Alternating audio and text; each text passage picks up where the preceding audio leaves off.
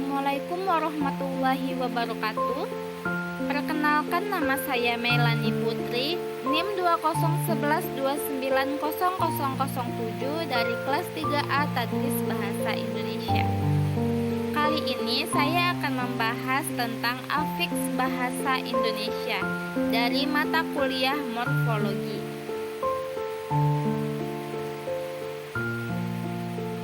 Sebelumnya, kita akan membahas tentang apa itu afiks. Afiks atau imbuhan adalah bunyi yang ditambahkan pada sebuah kata, entah di awal, di akhir, di tengah, atau gabungan di antara tiga imbuhan itu untuk membentuk kata baru yang artinya berhubungan dengan kata yang pertama.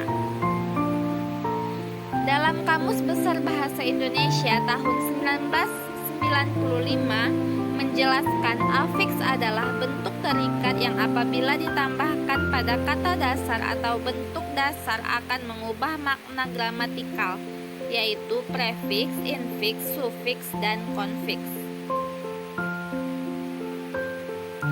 Kemudian kita akan memasuki tentang prefiks. Prefiks adalah kata imbuhan yang diletakkan di bagian awal sebuah kata dasar. Sederhananya, prefiks disebut juga dengan awalan. Contoh prefiks atau awalan me, ber, pe, per, te, ter, dan ke. Prefiks me dan pe.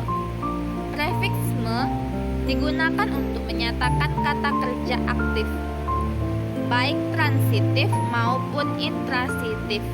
Contoh, membaca, menulis, menari, dan melompat. Kemudian prefiks ter. Awalan ter memiliki fungsi untuk menyatakan kata kerja pasif yang tidak dapat diubah menjadi kata kerja aktif, kata kerja intransitif.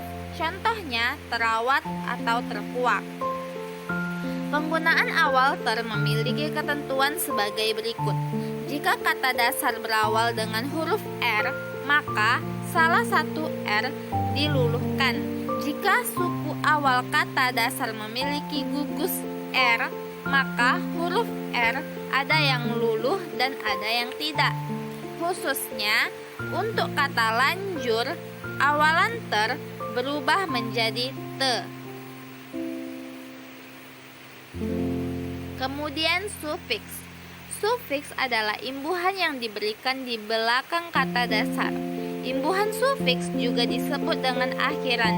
Contoh akhiran adalah an, kan, nya, i, wan, wati, kah, dan sufiks yang melekat pada kata asing serapan ialah al, iyah, asi, atau isasi, if, or, dan ismu.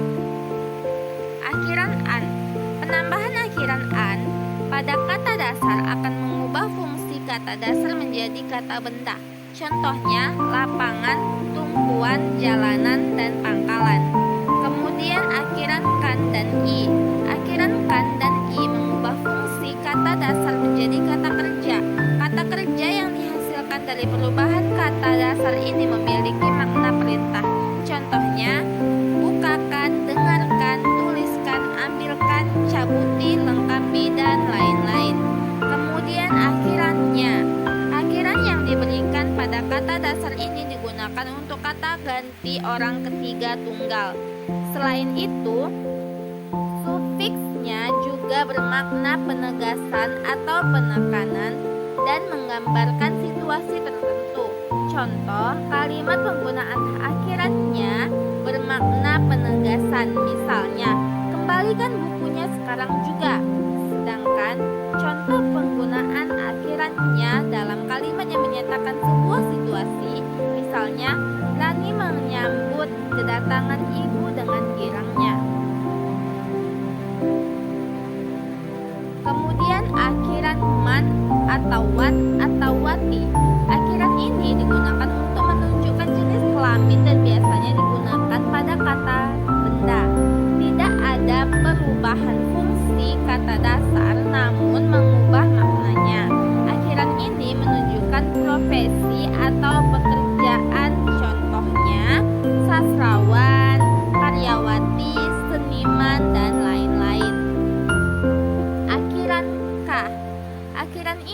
digunakan untuk menyatakan penekanan dan sering digunakan dalam percakapan sehari-hari. Contohnya, bukankah, sudahkah, benarkah, sudikah, dan lain-lain. Akhiran pada kata asing serapan. Akhiran pada kata dasar yang diserap dari bahasa asing memiliki makna kata sifat kata benda, menunjukkan paham atau aliran, dan subjek yang bertindak untuk melakukan sesuatu pekerjaan. Contoh, kata yang menunjukkan kata sifat adalah aktual, lahiriah, objektif, aktualisasi, sekunder, antusiasme, dan lain-lain. Sedangkan contoh kata asing serapan berakhiran yang menunjukkan paham atau nasionalisme, patriotisme, dan lain-lain. Akhiran yang menunjukkan sebagai orang yang melakukan sesuatu adalah aktor, editor, dan lain-lain. Kemudian kita akan memasuki tentang konfiks. Konfiks adalah kata imbuhan yang terletak di awal atau depan dan di akhir belakang kata dasar. Konfiks ini diantaranya adalah kean, beran, pean, peran, dan sean. Se-nya, maaf. Pada umumnya, konfiks berfungsi untuk membentuk kata benda. Contoh, kean, ke plus kuat plus an sama dengan kekuatan. Beran, ber plus pandang plus an sama dengan berpandangan. Pean, pe plus latih plus an sama dengan pelatihan. Peran, per plus kata plus an sama dengan perkataan. Se-nya, se plus jadi plusnya, sejadinya. Kemudian infleksi. Infleksi adalah suatu proses penambahan morfeme infleksional ke dalam sebuah kata yang mengandung indikasi gramatikal seperti jumlah, orang, gender, tenses, atau aspek. Dibandingkan dengan derivasi menghasilkan kata baru dari suatu kata dasar yang kadang-kadang mengubah kelas kata seperti perubahan noun menjadi verb. Infleksi adalah proses morfologis yang menghasilkan benda-benda kata yang berbeda dari sebuah leksem yang sama, sedangkan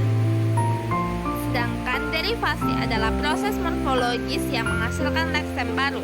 Misalnya contoh infleksi books dari B-O-O-K atau book. Stop, stupid, stooping dari stop. Prettier atau prettiest dari kata pretty. Kemudian derivasi. Derivasi ini telah kita singgung tadi materi yang sebelumnya. Derivasi ini telah kita singgung pada materi sebelumnya. Namun di sini kita akan membahas derivasi kembali, yaitu derivasi atau derivasional adalah proses imbuhan terhadap suatu suku kata yang berakibat mengubah kelas kata tersebut. Misalnya imbuhan pada kata sing menjadi singer. Selanjutnya Matthew atau menyatakan bahwa derivasi adalah proses morfemis yang menghasilkan leksem baru. Dalam ilmu linguistik, derivasi adalah proses pembentukan kata yang menghasilkan leksem baru atau menghasilkan kata-kata yang berbeda dari paradigma yang berbeda. Pembentukan derivasi bersifat tidak dapat diramalkan. Konsep derivasi berkaitan dengan kaidah sintaktik, tidak otomatis, tidak sistematik, bersifat opsional atau sporadis, serta mengubah identitas leksikal. Contoh pola derivasi bahasa Inggris dan akhiran mereka yaitu kata sifat ke kata benda, ness atau ness sama dengan slow atau slowness. Kata sifat ke kata kerja, I see, modern, modernize. Dalam bahasa Inggris Britania. Baiklah, itulah pembahasan yang dapat saya sampaikan pada kesempatan kali ini. Bila ada kekurangan, saya mohon maaf, dan kepada Allah saya mohon ampun. Wabillahi taufik wal hidayah. Wassalamualaikum warahmatullahi wabarakatuh.